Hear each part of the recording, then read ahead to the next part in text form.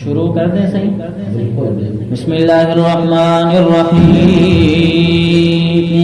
اللہ کریم فرماتے ہیں والذین جاءوا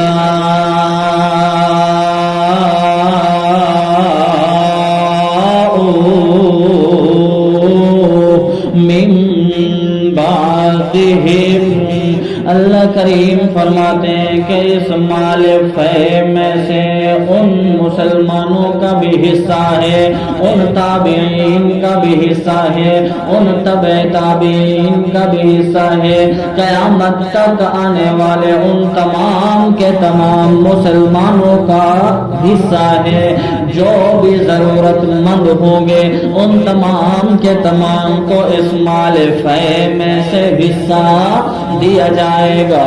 حتیٰ کہ حضرت عمر فاروق رضی اللہ تعالی عنہ فرماتے ہیں کہ میرے دور حکومت کے اندر اگر کوئی سرد حمیر جو کہ ایک علاقہ ہے مدینہ منورہ سے بہت دور ہے، اس کے لیے بھی حضرت عمر فاروق یہ فرما رہے ہیں کہ وہاں پر بھی اگر کوئی مسلمان ضرورت مند ہوگا تو مال فے میں سے میں اس کا حصہ وہاں تک پہنچا دوں گا.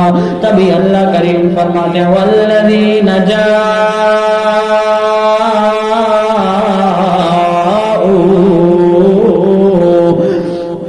اور وہ لوگ جو آئے، وہ مسلمان جو آئے من بعدہم، ان کے بعد. کن کے بعد؟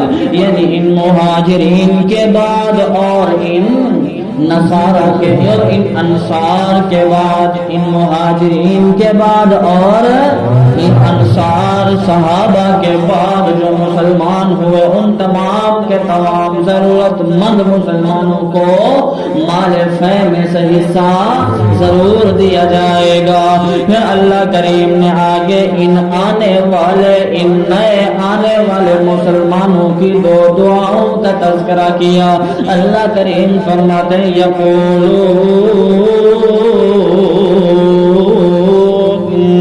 وہ کہتے ہیں، وہ دعا کرتے ہیں کس طرح؟ ربنا ربنا ربنا، دعا کرتے ہیں تو ربنا ربنا کی آواز بلند کرتے ہیں. کسی نبی کو نہیں بلاتے، کسی ولی کو نہیں بلاتے، کسی بتوں کو نہیں بلاتے، کسی ابدال کو نہیں بلاتے، کسی مزار والے کو نہیں بلاتے، کسی قبر والے کو نہیں بلاتے، کسی بڑے کو نہیں بلاتے، کسی چھوٹے کو نہیں بلاتے، بلکہ جب دعا کرنے کی باری آتی ہے تو کیا کہتے ہیں؟ ربنا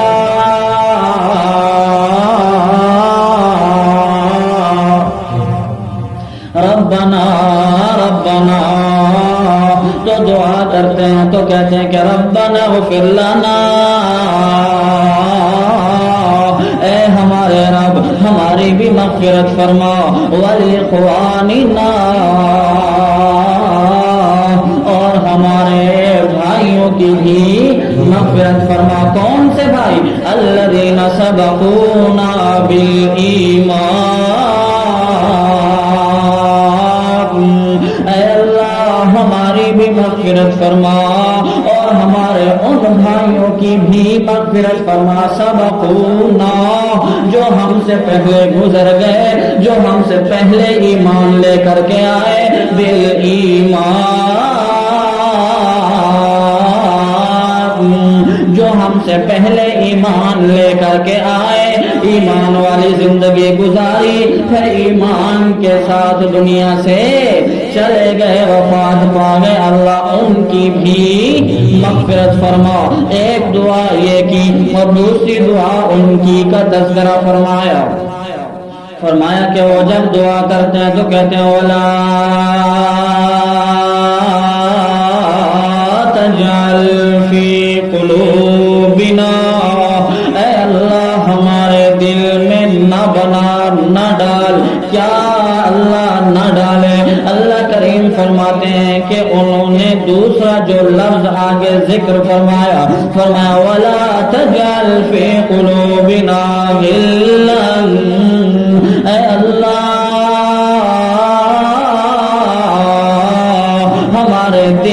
اندر کوئی کھوٹ نہ بناؤ. غل کا معنی کھوٹ بھی ہوتا ہے, غل کا معنی نفرت بھی ہوتا ہے, غل کا معنی کینہ بھی ہوتا ہے, غل کا معنی بغض بھی ہوتا ہے, غل کا معنی حسد بھی ہوتا ہے, غل کا معنی بغض بھی ہوتا ہے, غل کا معنی دشمنی بھی ہوتا ہے. جو بھی معنی مراد لے لیں, کیا کہا؟ ربنا ربنا ربنا, اے ہمارے رب, لا تجعل, نہ بنا نہ ڈال فی قلوبنا, ہمارے دل کے اندر کیا؟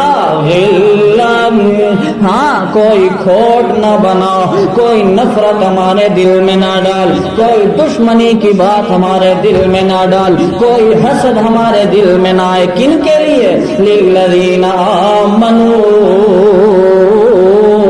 ان لوگوں کے لیے جو ایمان لے کر کے آئے. یعنی پہلی دعا تو یوں کرتے ہیں کہ اللہ ہماری بھی مغفرت فرما, ہمارے ان بھائیوں کی بھی مغفرت فرما جو ایمان کے ساتھ ہم سے پہلے گزر گئے. دوسری دعا وہ یوں بھی کرتے ہیں, اے اللہ ہمارے دلوں کے اندر کسی بھی ایمان والے کے لیے کوئی دھوکہ, کوئی نفرت کی بات نہ ڈال, کوئی بھی نفرت کی بات ہمارے دل میں ایمان والے کے لیے نہیں آ جائے.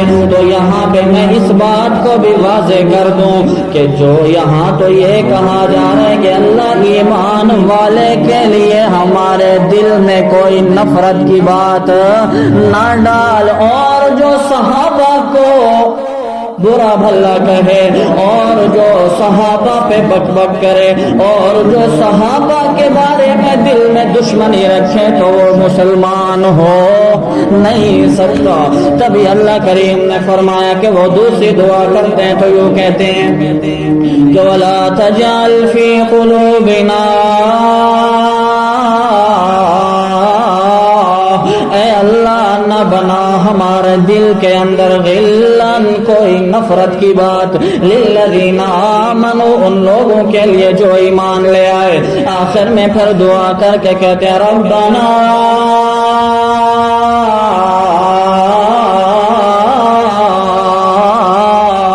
اے ہمارے رب, انکا, بے شک آپ رؤوف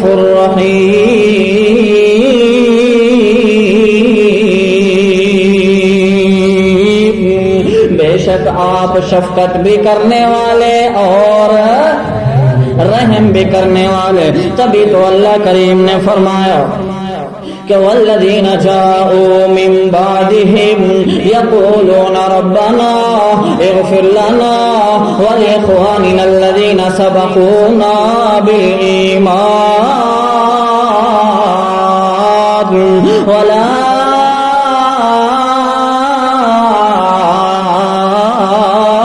تجعل فی قلوبنا